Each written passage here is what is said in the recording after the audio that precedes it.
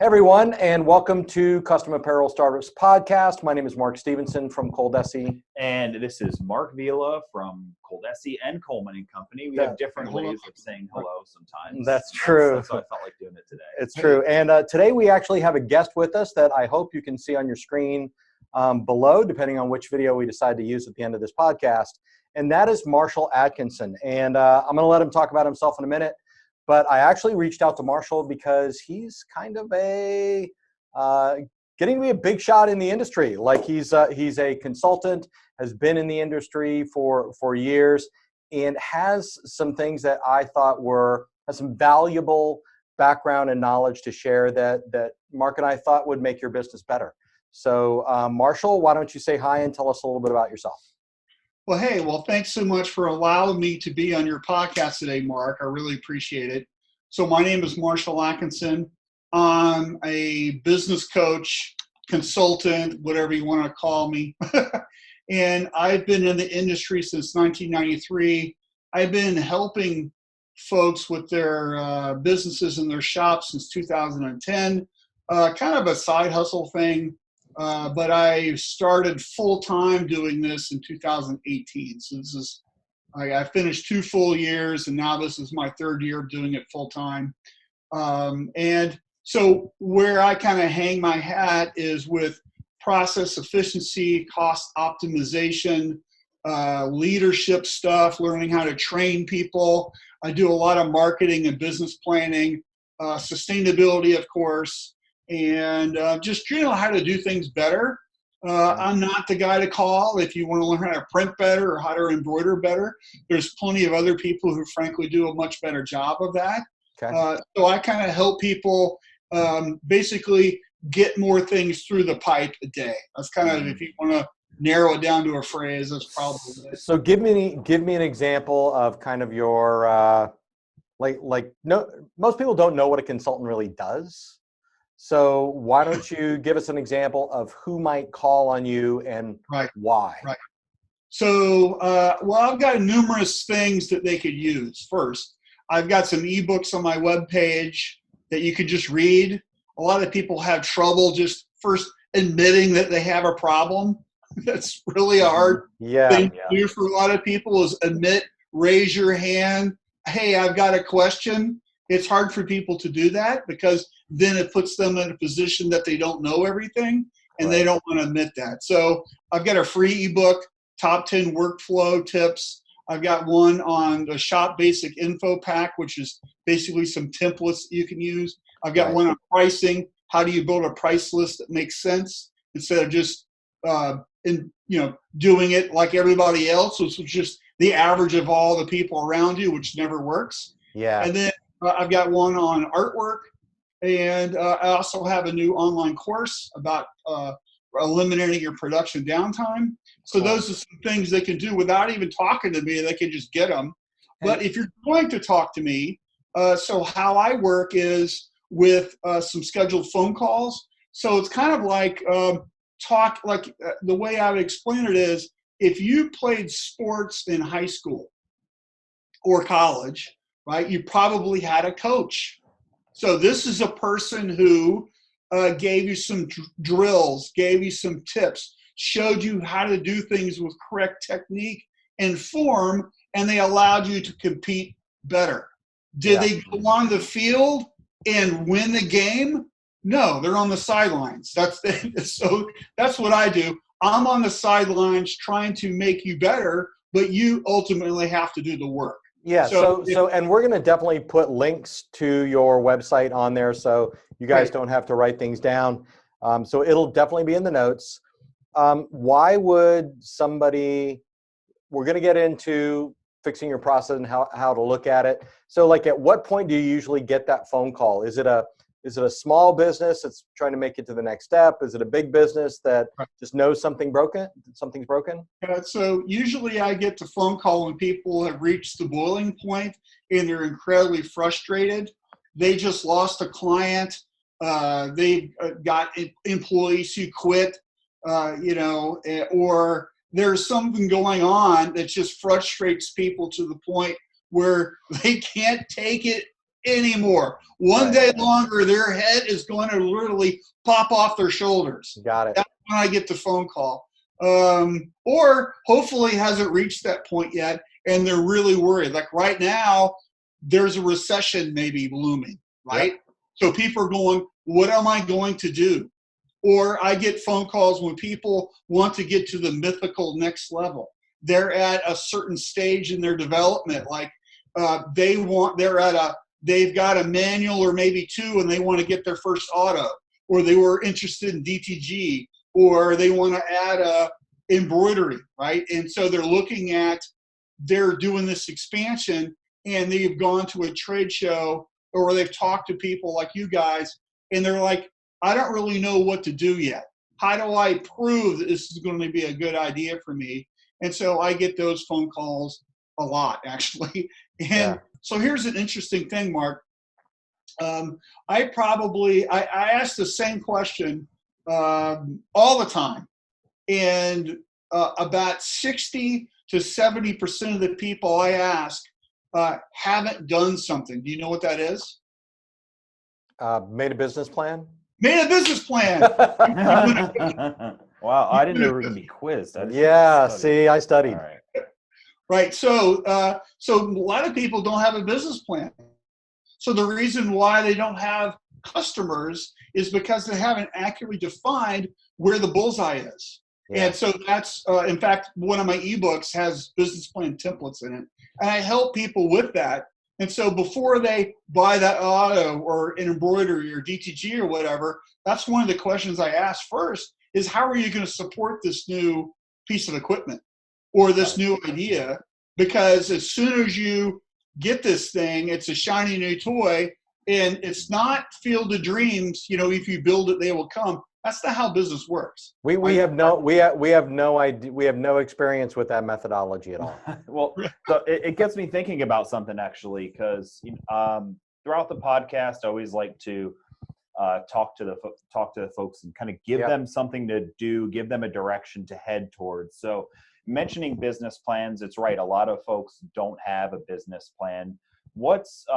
Could you maybe provide a few sentence or a short or a couple or a minute description of what a business plan should look like? Sure. How would you define it? It's easy. All right. So a lot of people here have probably fired a rifle or played bar darts, or like earlier this year, I went to a bar and threw an axe at the axe throwing lane. I don't know if everybody's ever done that. Right. So what we're doing with a business plan is we're creating the bullseye, right? And like a laser, we can identify, if we know exactly who our best customers are and why they should do business with us. What we're looking for is alignment, right? We're looking for fit.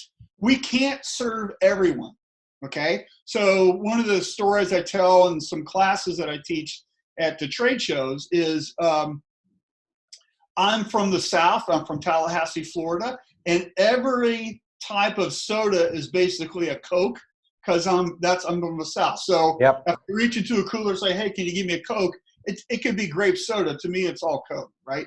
But if you offered me a Pepsi, I'm going to say, no thanks, I'll drink water, right?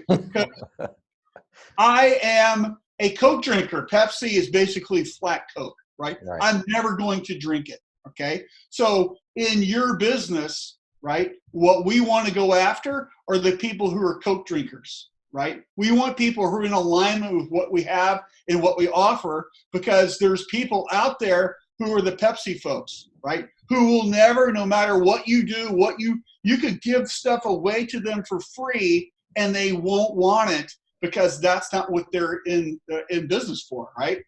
So what we're trying to go after with the business plan is people who are in alignment with what we're trying to do, what we're trying to offer, what's a good fit for us, who will happily pay whatever we charge, right? That's what we want. We don't want people who are tire kickers, who will say, hey, I got a guy down the street that'll do it a nickel cheaper, all right? That's not a good fit for you, right? We want people who will pay us up front. That's one of the things I teach with my clients is we want 100% of the money up front. No 50-50, no POs, none of that. We want people who pay us up front, because if you get paid up front, your business grows faster than if you do any sort of billing. We want people who pay us up front. We want people who pay us for full value.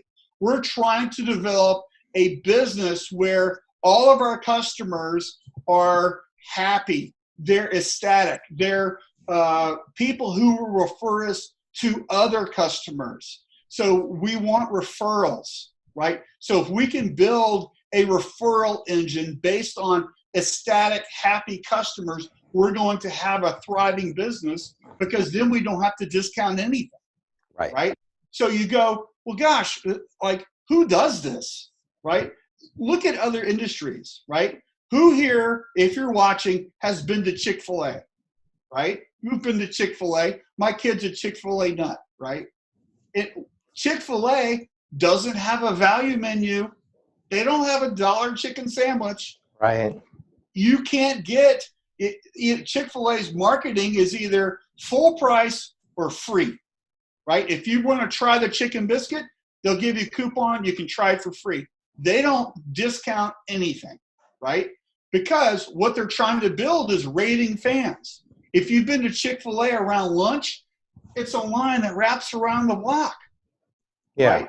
They're getting full price for what they're offering. And the connection with the business plan is that you're identifying your target or your niche. Yes. And you're drawing the line between that kind of enthusiasm and what you do.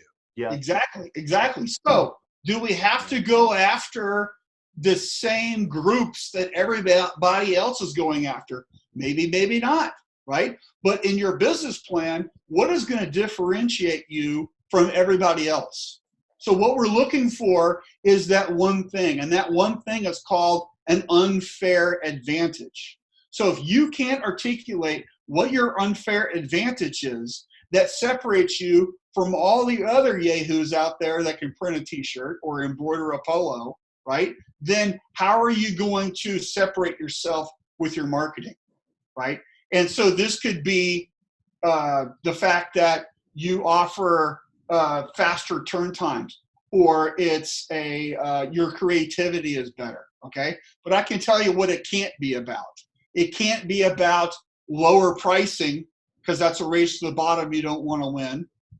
It can't be about customer service, because great customer service isn't something defined by you. That's your customer telling people you've got great customer service. Because if you start talking about it, you sound like the used car salesman. Yeah. You talk about that. Mm-hmm. It can't be about we've got fantastic quality prints or great embroidery or whatever, because guess what? That's the default mode, right? You should be able to do that anyway. That's not what people are looking for. What people are looking for, and this is what needs to be in the business plan, is what problem are you solving? People want their problem solved. Yeah. So you have to ask people, what are your problems? You have to define that. If you can define that in your business plan, here are my customers and here are their problems, and this is how I'm going to solve that.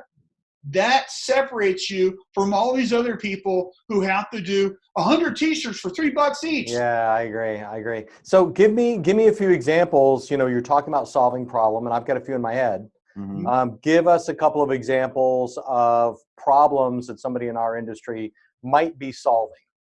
Okay, so there's a lot of people who go after the schools, right? That's a big popular thing, right? Yeah. So what is the problem for the football coach, let's say? What is it?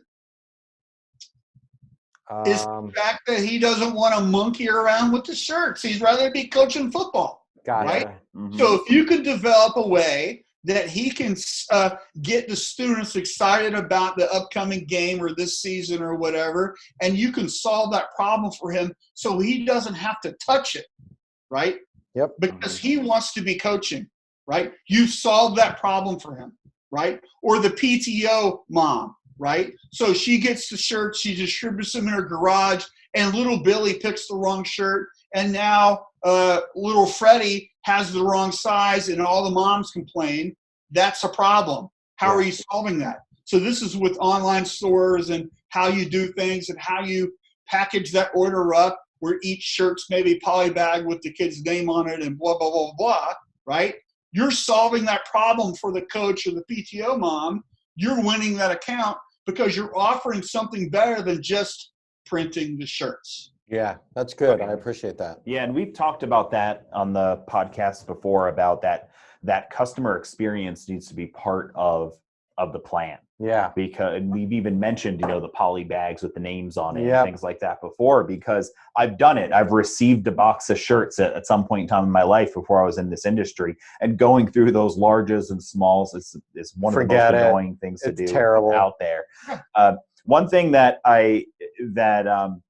talking about solving the problems in the business plan kind of got one thought put into my head is a lot of folks out here who are listening to this are maybe taking some mental notes or writing some things down saying, I need to have a plan. That's why I'm stuck. That's why I feel like I'm not getting anywhere.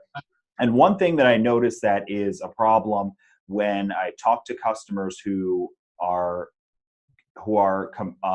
frustrated with not having success, right, is that your equipment that you own, even if you already own it, has to match what your plan is. So if you've got a direct-to-garment printer and you're focusing on doing apparel for folks that are always one color, front only, type of prints, you're going to compete again in a completely different market that a direct-to-garment printer is not designed to compete in. Yeah. And then now you're struggling to get ahead. You're struggling to make a profit because you don't have the right tool for the job. Or if you want to go into the concert tees business and you try to do sublimation, and no one at a concert wears white T-shirts. Yeah, everyone they all want dark colors. Yeah, and I think about it, like if someone's a shade tree mechanic and they've got a set of wrenches and that's it. I mean, that's fine if they're just changing oil. Right. But if they're doing more work and they're taking apart motors, they've got to have more different tools for that. Yeah. Specialty tools for that. So the equipment that you own is the tool that you have. It's got to match what your business plan is. Yeah.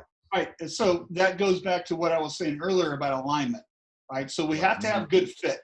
So for if you're a shade tree mechanic, right, you're not going to operate on that Ferrari. Right. So you're going to work on probably that 15-year-old Chevy. Right. So you're not going to place ads to the Ferrari people because they're not going to come. Mm-hmm. Right. So you have to know what you're doing. And also I would venture to say one of the things that a lot of people don't know is that you have to have a business plan, but you also need to know your numbers. So if you don't know your business numbers, if you don't know your cost per impression, what it actually costs on average to produce whatever you're doing, then your business is more likely to fail. I coach shops where this is a true story. I talked to this one guy a couple years ago, and he had about $1.3 million in sales, right? And he made $12,000 that year. Oh.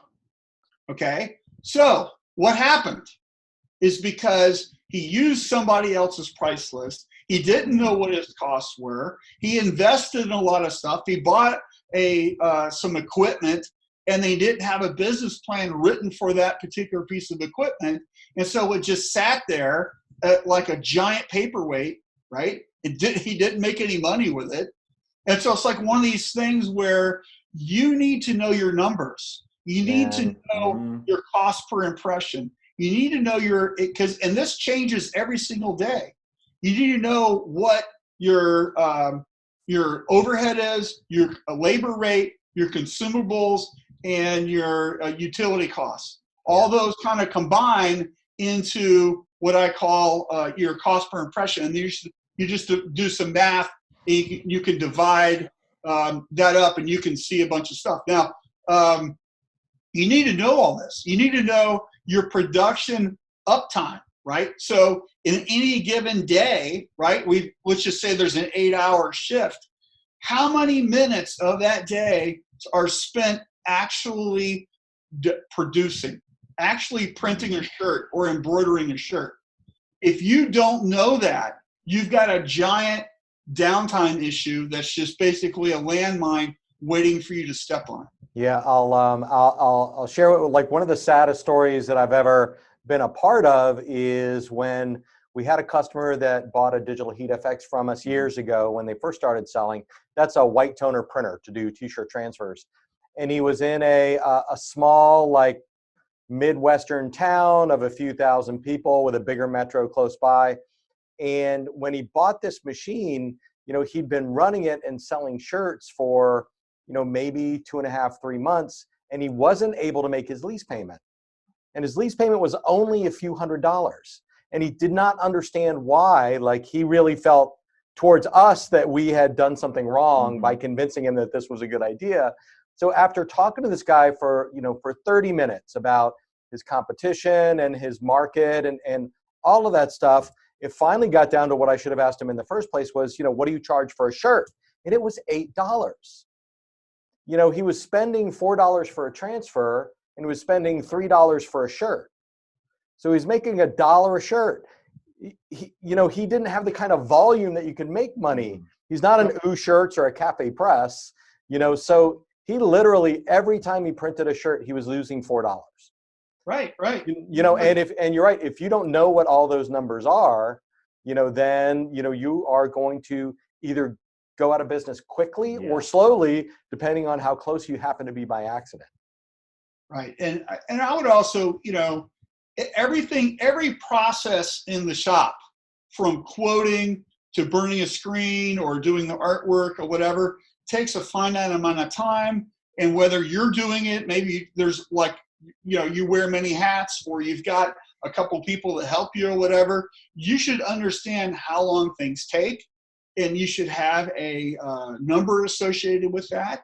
And I think a lot of people get hung up, especially early on with expanding their business. They're scared to hire employees. They're scared to do some stuff. Yeah. So one of the things I do as a coach is I suggest to the owner is, how much is your time worth an hour? Is it $20 an hour? Is it $50 an hour? Is it $100 an hour? Yeah. And so if you think about what your time is worth an hour and you jot down, maybe for a week, you just do an audit of all the things that you work on, I would argue that you're probably doing some stuff that you can hire somebody else to do, whether in your shop or outside, because these days you can get art done by other people or digitized done by other people, or you can even outsource the production. There's plenty of contractors out there. Sure. So it's like one of these things where you could be doing a lot more with your time and you could be seeing more revenue. But a lot of people get hung up on, well, I can't afford to hire somebody, right? So a suggestion I've had, and I've been talking about this for a while now, is if you think it's time for you to expand your staff, how much are you going to pay this person, right? And then just take that amount of money for 2, 3, 4 weeks and just put it in a savings account every week like you were paying somebody. Good idea. And then did it make a dent? Is it like you can't afford it? Or is like, you know what, I think I can afford that. And then guess what? Then when you hire somebody, now you've got a month's worth of payroll sitting in a savings account. Yeah. And you've already proven you can afford it. You can proven you can afford that extra person. And then you can move on with that decision, and it makes it, you kind of like proof that concept a little bit. Yeah. And so it's really interesting. I know from our previous conversation that you're a Brad Sugars fan and a Profit First, and we'll link to the episode where we talk to him. Are you do you usually if you're working on a business plan, do you have that in mind, or does that depend on the business that you're in front of? Because that was a very Profit First kind of a strategy that you just outlined there. I like Profit First a lot. I run my business on Profit First. I advise people, if you haven't read that book, to read that. The other key book that's going around this, especially in this industry, is Story Brand by Donald Miller. I don't know if you've done that yet, but so it's a really impactful way, and it's really about setting up it's a process, right? When you systematize things and things don't happen by accident, and you're setting up the process for things, you're going to get a better result. And I think when people get into this industry, a lot of it is fly by the seat of their pants just because they don't know anything. They don't know any better. Even if they've had success in a different industry, right? You work somewhere else, and a lot of people get into this industry, especially as like a side hustle thing, and they go, you know what? Look how much money we spend on little Johnny's baseball uniforms. We can do that, right? Mm-hmm. And that's how they get into the industry, and they start doing T-shirts. They realize, well, it's, you know, sometimes it's a little harder than you think.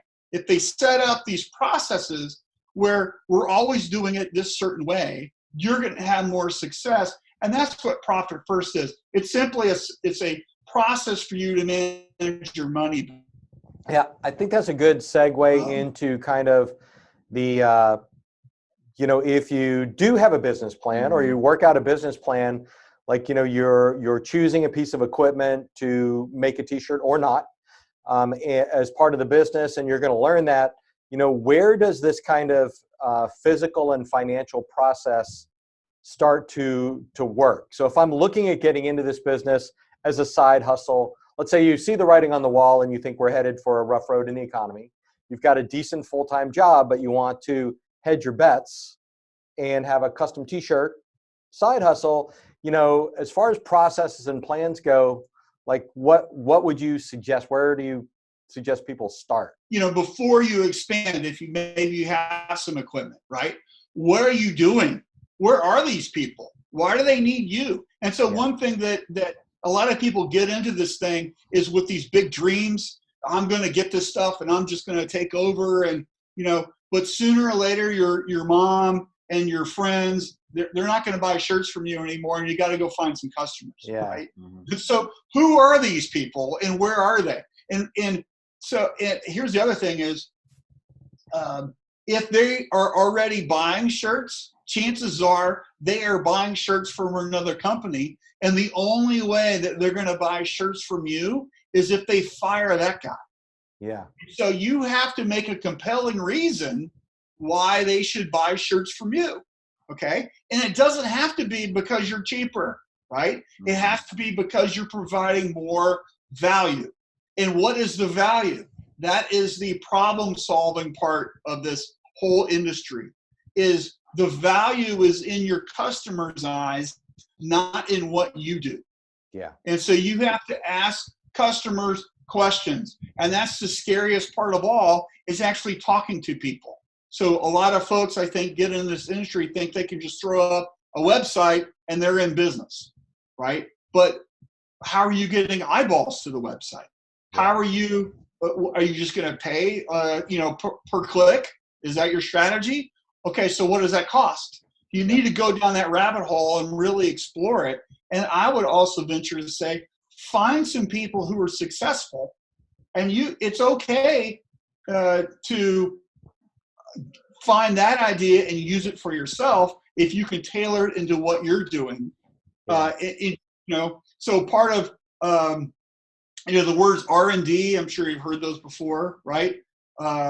Is just, you know, research and development. What it could also stand for, rip off and duplicate. So somebody's doing a really great idea, okay? I don't mean plagiarize their designs. What I mean is take that business model and go, hey, that's what they're doing. Look how they're doing it. Look how they're set it up. They're using this, they're using that, they're using this other thing. I can do that in my community as well. And you don't have to come up with the brand new idea. You can just use somebody else. Marshall, you missed your chance. You missed your chance to say exactly the right thing, and that was, you have to listen to 121 hours of the Custom Apparel Startups podcast. Yeah. That's what you have to do. That's the first thing. You know, what's great is we've talked about folks finding their niche market, you know, finding a community they can sell to, a tribe of people that would be interested in purchasing apparel from them, right? Custom apparel from them. And I think that what you just described here is a perfect way to launch a business plan based on that. So if you've got a community of people, you know, you can sell to, you know, a local, you know, fishing group, a local motorcycle group, a local schools, whatever it might be, right? There's 1,000 of them. And you look at other businesses that are selling to a completely different group to a completely different tribe. Like noodling. Yeah, like noodling shirts or something like that. And take those folks and look at what they do and say, let me look at their website. Are they doing things on social media? Are they advertising? Where are they advertising? How are they doing it? What type of shop do they have? Dig in as deep as you can, and then you can mirror a lot of that for a completely different segment of people. And that happens all the time if you like really start paying attention to marketing and advertisements, commercials, products that come out.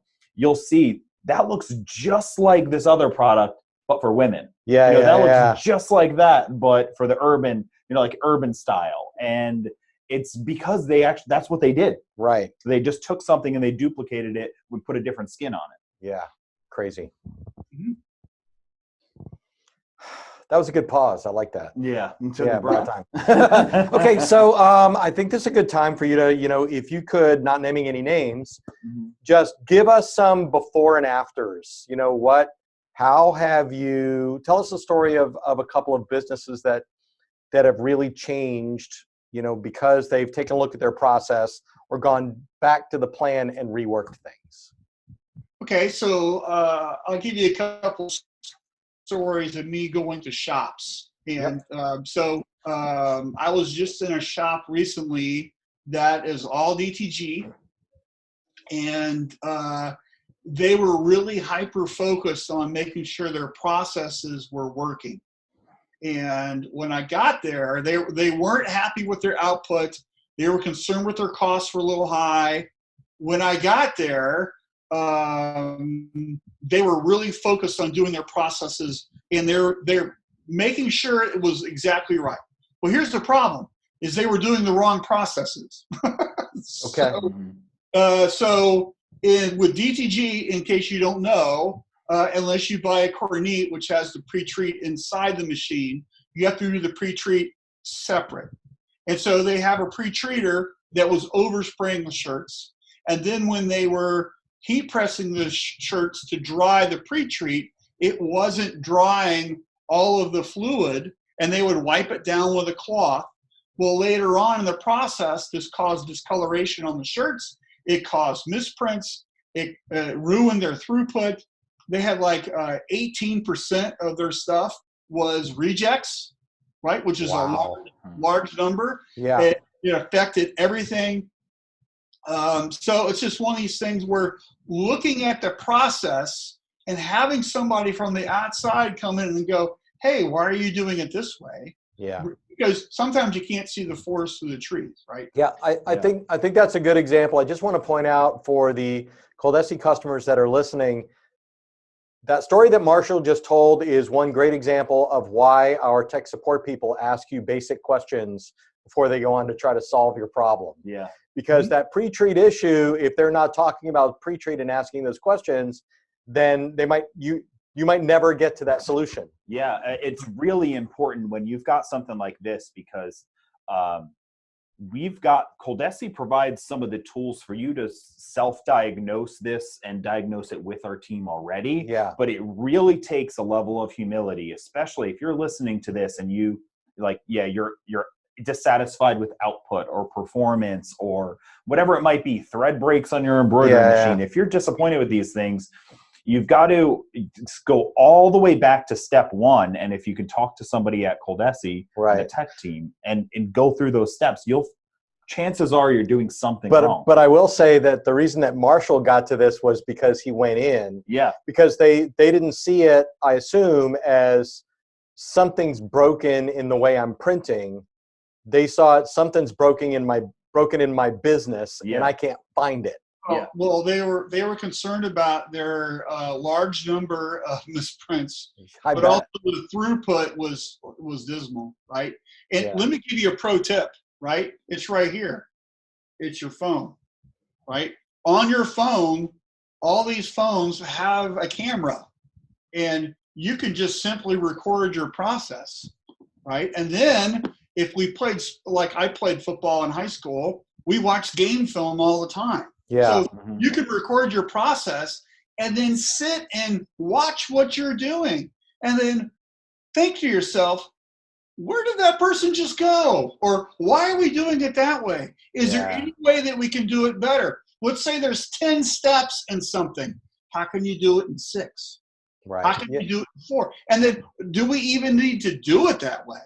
Right? And you start dissecting that. And if you're struggling with stuff, let's say you want to be on support with your team, right? You could send them the video link.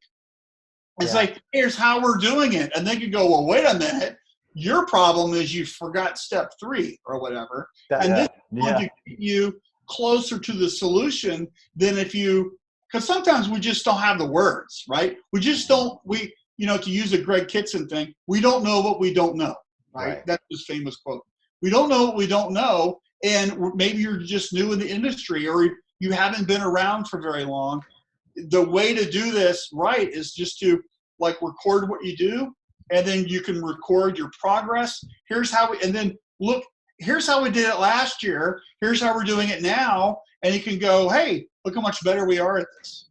I will say that it's funny because, we've got a great customer who did some beta testing for us for the new DTG G4. And he was good enough. He's got a very busy DTG shop with multiple brands and specializes in contract printing. So he did he recorded printing for an hour to give us a real world hourly count. And we're watching the video and he came up about 5 to 10 shirts shorter in that time period than he thought he should. And he watched the tape and it was like, I don't know what is he doing? Where did he go? Just exactly what you said. And this is somebody that's already doing it. So I'd say you're right. Even if you're really good and you think it's all dialed in, then put a camera on it. I think that's a great idea. You know what happens too is, which reminds me, I've seen it happen here, is where support technicians talking to a customer who's trying to work through their process. Right. And they say, can you go ahead and shoot a video of me doing it? They love that. Yeah. Right? Show me what you're doing. And so often, I'm doing that step right. I'm doing that step right. I know I am. Just can you shoot me the video? Yeah. And they look through it, and not only do they pick up on some mistakes, but they pick up on others.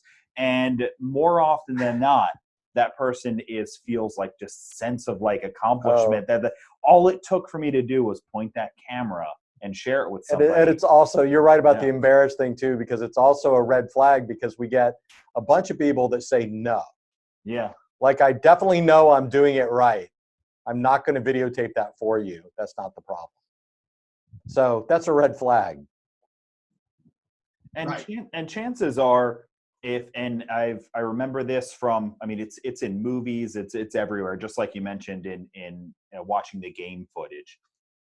People all the time that are trying to perfect their dance or their ice skating or their whatever it is, right? They're constantly taking pictures, watching footage of, okay, my leg needs to be higher, because you can't see yourself while you're doing it. Right. And you get so trapped in, in pride. When you don't do that. I really am so disappointed because now I have to go back and watch one of our podcast episodes on video. No. Which I've never done that we before. watch the videos we shoot on video. We read each other's articles, right? And we sleep on stuff and reread it, and then it turns out to be better later on. And every time we go back, we joke all the time, every time we go back to a website, oh my God, we want to fix more things. So constantly looking into your business, whether you're really fresh or you've been doing it for years, you can always find something to do better. So Marshall, we've talked a little bit, we've talked about the business plan and kind of this look at different processes that you do in person. What does it look like at the end when you do your own analysis, or when you come in and do an analysis for somebody? What does it look like at the end? Is it a final video of this is how you do it? Is it steps? Is it poster board? So I've got several different ways I work. Some it's just a phone call, every other week or every week or once a month, whatever they do, right? And then I have the on-site stuff. And when I go on-site, we're looking to resolve particular challenges. For me to come to your shop, it's a fairly expensive thing. because there's my time plus travel and all that, right? And so we're looking to really resolve finite problems. So they want to improve their throughput, or I'm helping with the leadership team do something, or we're looking at resolving some cost issue, or there's some challenge, like I was alluding to with that DTG shop, right? There's a challenge that we're trying to resolve with that. And so I give and articulate a game plan for them. Here are the 3 things that you need to do, or here's the stuff, or you need to look at buying this or getting this sort of training. Or I might say, hey, I've been to shops before where I look at their financial stuff and there's simply too many people working there. Yeah. And the people, like I went to this one shop one time and they were doing about 30 or 40 screens a day at the most. And they had 4 people working in the screen room. I'm like, I don't understand why you have 4 people. And I challenged them on that. And like, hey, one person can do this job, right? Yeah. And so it's like, this is how that shop can end up saving money. I mean, so taking these 3 people and either redeploying them somewhere else in the business, or simply, I'm sorry to say, maybe you need to eliminate these positions. This is going to allow you to run your business leaner, and you can realize more bottom line. So my buddy Mark Cadre, his famous phrase is, top line sales is vanity, bottom line is sanity, right? So it doesn't matter how much your sales are if you're not making money. So we need to be conscious of that in everything that we do. And this is why you need to know your numbers, right? Yeah. And keep looking at that and looking at what we do and how we're doing it in the shop, and be very observant. So I think like we have for some things in our warehouse at ColDesi, because we deliver a huge number of products for Coleman and Company, and in our sales division. And I'll mention one thing that we just started implementing in a moment. But we do have these we looked at our processes, looked at what was broken with them, and had customers tell us what was broken. And now we take these kind of codified steps. Here is what the customer journey looks like. Here's from the order through accounting through the whole thing. Recently, we did that analysis. Just so depending on when you're listening to this podcast, you may have experienced it. Is when you purchase a piece of equipment from us, you're given your own customer rep, right? You're given your own customer rep, and what they'll do is they walk you through every step of getting up and running, and it includes setting up an account for supplies, setting up account for the ColDesi graphic services, letting you know where to buy blanks, how and when your training is going to be, what to do if you have a problem. There's a whole checklist of things we keep adding to make sure that this is what it takes to keep a customer successful. And I think, just like what Marshall said, if our customers are doing that for their customers, like here's where it starts. How do I answer the phone? Yeah. Then what happens? Then what happens? Then it gets to the production side, then what happens? And the holes in it, the holes in your process, the customers will point it out to you pretty quickly. Yeah. And one thing that I learned in working here over the years is, especially when you continually look at your business, look at your processes, whether it's watching video of it or just knowing your numbers, all that, you'll probably see a lot of problems. You'll probably see 20 problems, 40 problems. And we've had problems that we've known we could do better. We could move this faster. We could ship this faster, all these things. And you've got to then start to do a triage of the problems. Yes. So like the example of your customer having an 18% failure rate, that seems like a really big problem. That's a big cost problem. So fix that, then, okay, well, we have a problem, tracking invoicing, that's not as smooth. Okay, fix that later, Yeah. So I think especially as a small business, you can think, oh, I wish I had this, but I can't afford to buy that software yet because I'm only selling 200 shirts a month. So you've got to kind of triage things and think of dreams. And over the years of working at ColDesi, I've seen us get to a point we finally have the staff or the money or whatever it is to do some of the things do that we that. thought, And then you do it, and you've been dreaming about it for 3 years, and you finally get there.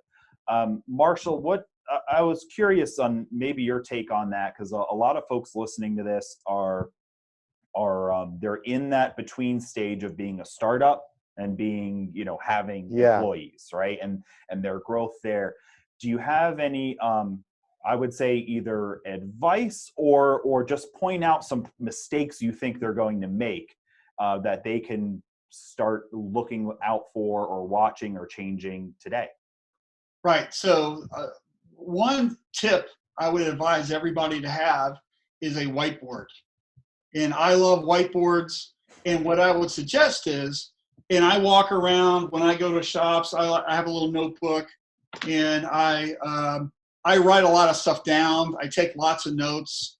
And then what we want to be doing is recording the things that really aren't working as well. And we can put those on that whiteboard. And what you'll find, there's a great exercise that came from the book Traction, which is from Gino Wickman, which is called IDS, Identify, Discuss, Solve. And so if we can identify what our problems are, we can put them on the whiteboard. And maybe this is you, maybe this is your team, right? We put them on the whiteboard. And then what we want to do is we want to discuss these problems. So what you'll find is a lot of these problems, maybe one problem is caused by another problem. For example, let's say you're a screen printer and you've got, I don't know, a lot of pinholes, right? What's causing pinholes? And it's driving you crazy because you're stopping to stop every once in a while and tape up the pinhole because it's leaving a little ink mark on the shirt and everything. And your first thought is that it's your emulsion, right? But maybe it's not. Maybe it's the fact that you didn't degrease your screens right. Or maybe it's the fact that your glass on your vacuum table is really full of lint and you don't ever clean it, right? These are things that cause pinholes.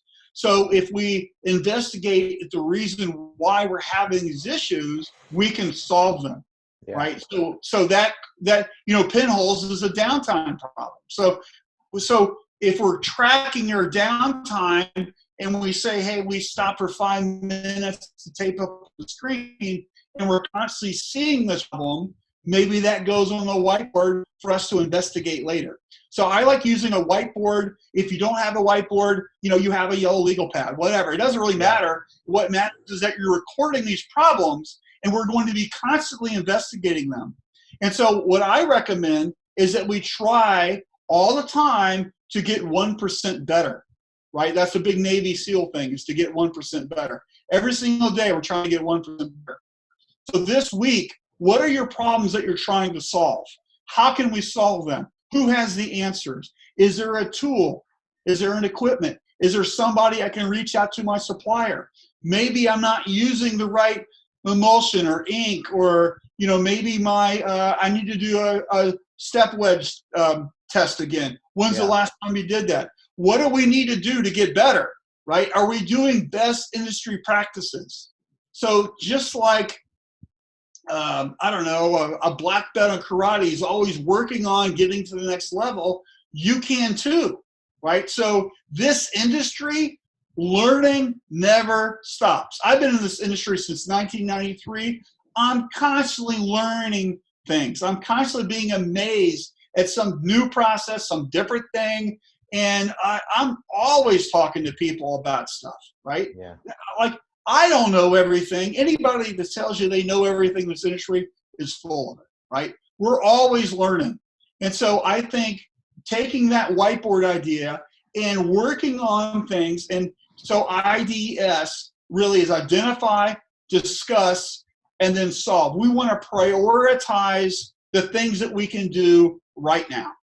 Because maybe we know eventually we want to move from using film to a computer to screen system, right? That's our ultimate goal, right? Is to not use film anymore, is to do it using a CTS system. Great, okay? But in the meantime, we're using film.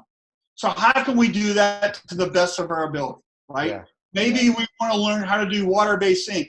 That's great. What do we need? We need different emulsion. We need to do some test prints. We need to do whatever, right? Maybe, or we're getting complaints because when we print our shirts, they're being too crooked. What causes that? Right? It's the fact that when we're loading the shirts onto the platen, our hands aren't even as we go on the board.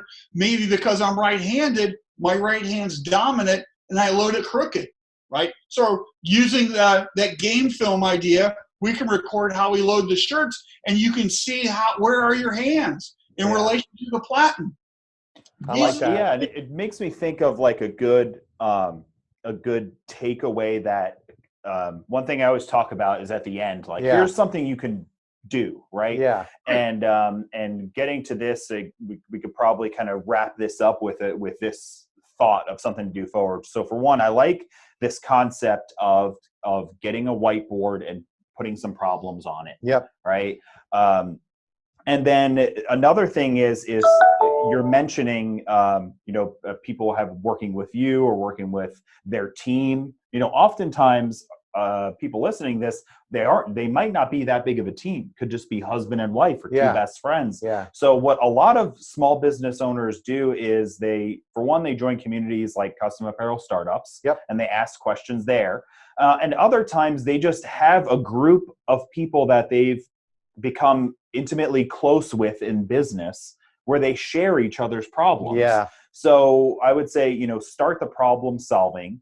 If you feel trapped because the group that you're in, husband and wife, can't solve them, then you go out there and do all the things we talk about, chambers of commerce and BNI, all these things, meet other people, custom apparel startups, and have this conversation about solving problems and try to solve a problem this week. Yeah. However small it is, even if it's the 1%. Hey, listen, I love that idea. We've got almost 11,000 people in the CAS group. So somebody in there is going to have experienced your problem and may have a little push in the right direction. Yeah, and definitely another tip for that is, because I read about it all the time on the group, one person solved, this is probably, Marshall probably knows this better than anybody, right? Is that one person solves a problem one way. Another shop could have the same exact problem, but needs a completely different solution. Yeah. So look at advice, take it for what it is. Take it for what it is and figure out how to adapt it into yours. And if you know somebody who's a dentist and owns their own business, they probably can help you solve a problem related to t-shirt printing and tooth decay. Yeah. Hey, Marshall, do you have any final words for the listeners of the CAS podcast here that you would like to impart? Sure. So if you're going to make some changes, right, there's a phrase that you should use, which is shoot bullets, not cannonballs. So try something out, do something small, make it work for 3 days straight, right? Before you go, hey, this is the new way we're doing it, because maybe it only worked that one small time, right? So make it work consistently before it becomes your new way of doing something. Yeah. Right. So shoot bullets, not cannonballs, can get you there. So I think that's a really great way to do, and you should not be afraid to fail. So wisdom comes from learning. Learning comes from failing, right? And so I have failed like a gazillion times, right? And so that's how I did my best learning. When we stumble into things and we're instantly successful, we don't learn as much, right? When we stub our toe on the coffee table, oh my God, that really hurts. I'm not doing that again. You're going to learn more. Yeah. That's why I wear steel-toed boots around the house. That's why I've sold all my coffee tables. Okay. Nice. All right, guys. Thanks very much for being with us, Marshall Atkinson. We'll have Marshall's website address in the show notes. I highly recommend that you take advantage of whatever free content that he makes available. And if you need him to pick up the phone and give him a call. Yeah. Okay. This has been Mark Stevenson from ColDesi. And Mark Vila from everywhere. Everywhere. Yeah. You guys have a great business. Hey, thanks. Thanks.